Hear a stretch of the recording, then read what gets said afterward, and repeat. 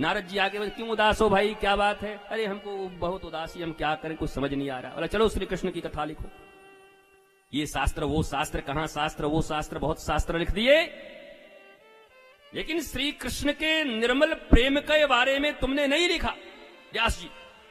और श्री कृष्ण के निर्मल प्रेम के बारे में न लिखो, और जितने भी धर्म कर्म ये उपासना ये सबसे काम बनने वाला नहीं। मैं तो यही सोचता हूं कभी कभी कि चारों वेदों के विभाजन करने वाले, 10 उपनिषद लिखने वाले, उत्तर मीमांसा, ब्रह्मसूत्र, कितने शास्त्र का 17 पुराण, ये सब लिख के भी और उदास है। ये सब पढ़ने वाले खुशी कैसे रहेंगे, मैं ये सोच रहा हूं। इतना कर्तव्य करने के बाद, इतने कर्म करने के बाद भी, और व्यास जी उदास खिन्न।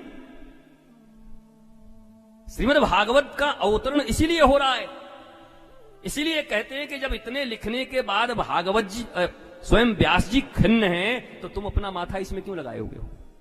एक श्रीमद् भागवत ही तुम्हारे जीवन के लिए श्रेष्ठ है। एक संत, एक पंथ और एक ग्रंथ जिनके जीवन में है, उनके मन की सारी ग्रंथियां खुल जाती हैं, फिर उनको कोई तकलीफ, कोई शोक, कोई दुख। इसको अपनाओ जीवन में। निष्ठा, नैष्ठिक होना बहुत जरूरी है। श्रोता देखो 4 तरह के होते, मैं तुमको बता दूं। एक मक्खी श्रोता ऐसे हैं, चारों तरफ भिन भिनाते चलते हैं, भिन भिन भिन, चारों तरफ। यहीं पोस्टर देखा वहीं लग गए, पोस्टर जहां देखा वहीं लग गए। मक्खी। एक है मधुमक्खी। मधुमक्खी कैसी है?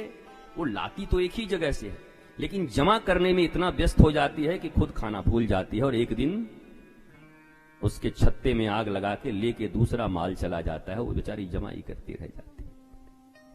सुना हुआ ज्ञान मधुमक्खी के काम नहीं आता है, तो बड़ी अच्छी, जगह जगह नहीं जाती, एक ही जगह से लगती, लेकिन अपना ज्ञान ही उसके अपने जीवन में काम नहीं आता। ऐसी बहुत सारी तुमको जीवन में श्रोता मिलेंगे जो अनन्य, देखने में ऐसे रसिक श्रोता, खूब सुनते हैं, खूब श्रवण करते हैं, पर अपना ही ज्ञान काम नहीं आता। इतना जमा करने में, कितना जमा करूं और सुन लूं और सुन लूं और सुन लूं। और भगवान शंकर तो कह रहे हैं, एक अक्षर भी अगर गुरु ने तुम्हें सुना दिया है और निष्ठा के साथ गुरु आज्ञा से उसका पालन करना प्रारंभ कर दिए, तो बात बिना वन गए बन जाएगी।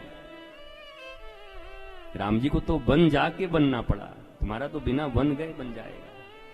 एक अक्षर, एक साधे सब सधे, सब साधे सब जाए।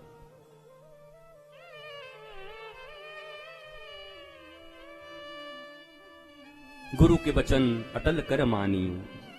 हाँ, गुरु के वचन अटल कर मानी। सुविधा के अनुसार नहीं, अपनी बुद्धि के अनुसार नहीं, ये मानेंगे ये नहीं मानेंगे, ये कहेंगे ये नहीं करेंगे, ये वाला करेंगे ये नहीं करेंगे, नहीं ये तो हमसे नहीं होगा। तो ये तो चुनाव है ना, ये तो व्यापार कर रहे हो, अविचारणीय। जैसे सेना में होता है, जैसे पुलिस में होता है, कमांडेंट ने अरे yes sir, move on, yes sir. उतनी भी भक्ति रखनी पड़ेगी। आज्ञा हुआ, और वो क्या आज्ञा करेंगे? तुम्हारा संपत्ति छीन लेंगे। गुरु वित्त हरण नहीं करते, गुरु चित्त हरण करते। जो चित्त जहां तहां लगा हुआ है, जिसके कारण चित्त तुम्हारा बेचैन है, चित्तैकतानता ध्यानम। श्रीमद् भागवत के प्रथम स्कंध के प्रथम श्लोक में ध्यान किया गया है, सत्यम परम धीमहि। उस सत्य में अपना ध्यान लगाओ। धीमहि का अर्थ होता है अपनी बुद्धि को लय कर दो। लय, लय शब्द का अंग्रेजी आज तक बना नहीं है। वो आप कुछ भी डिमाइस फिमाइस कहोगे नहीं चलेगा, वो यहीं से बात बनेगी। बुद्धि को लय कर देना है। कहां? सत्यम परम धीमहि। सत्य में अपनी बुद्धि को लय कर देने का नाम ही ध्यान है। चित्तैकतानता ध्यानम। चित्त एक रूप से लगा हुआ है, प्रकाल का सुई गड़ा हुआ है एक जगह पर साहब।